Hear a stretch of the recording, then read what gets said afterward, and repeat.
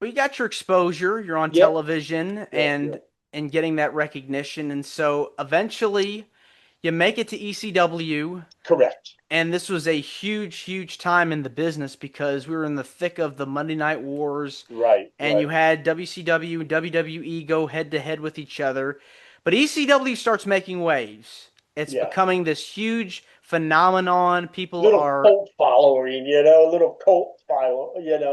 Um, they yeah, they did some amazing, crazy stuff, man. It was a blast. The best time I ever had in wrestling was my last 5 years there. It was pretty cool. and I think the cool thing about ECW was that the fans were into it, and also behind the curtain, behind the scenes, the locker room was just like a family. It was a very Yeah, welcoming yeah, environment, and I've had so many people on the show, right. from ECW talk about, working there and the memories that they had. I mean, Yeah, it it was a really good is. time. Yeah, it's something you really can't duplicate because it was just so, it was like a once in a lifetime kind of Right. moment. And getting the chance to be a part of that company and organization, getting to have these storylines. You make your debut in 98. Uh, Was it 98 or I think it was 97? around 97. Yeah, late 97 probably. Yeah.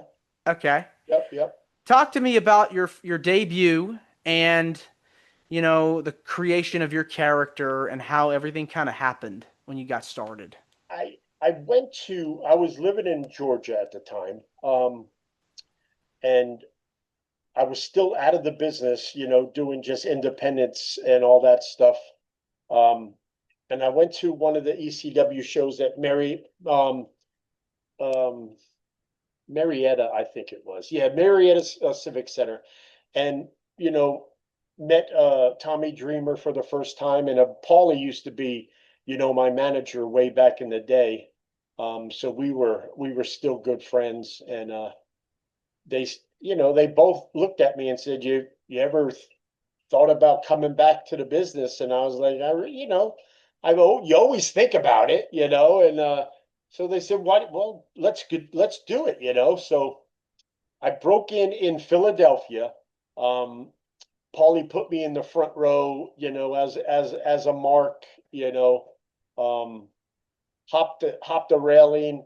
Um, in the beginning, I was gonna be a baby face helping New Jack out, but then I grabbed the guitar and pretty much laid his ass out with the guitar in Philadelphia, and so started a great feud with him, and the rest is history.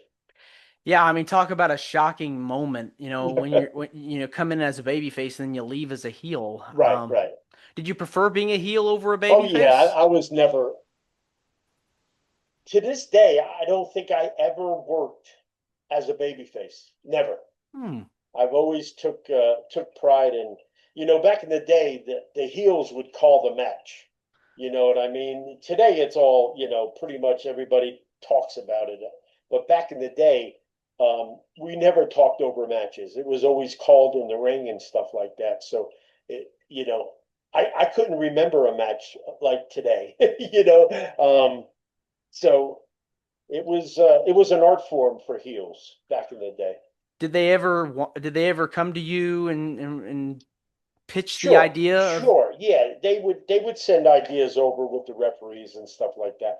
But Bill Watts, we had separate dressing rooms. We didn't even see before we actually worked together. So, it was it's quite different to today's standards. Yeah, you always can get away with more with being playing a bad guy than a good guy, I Yes, suppose. it was a lot funner. Yes. Well, you wrestled a lot of people during your time in ECW. Who were some of your favorite opponents that you got to work with there? And Obviously, New Jack. Yeah, obviously New Jack. Then I broke my knee. That was a shoot. I broke my knee, so they put me with Paulie put me with Steve Carino, and we had some really great, great matches together and stuff like that with Dusty and Carino was uh, one of the best talkers on the mic and such a great worker. You know what I mean? He was such a great worker, hated by a lot of people, but a great worker, great talker.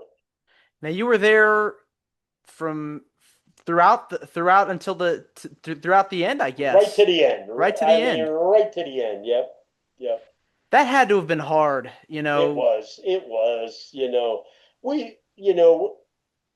don't have to be, stupid to see the writing coming on the wall and stuff like that. You know what I mean?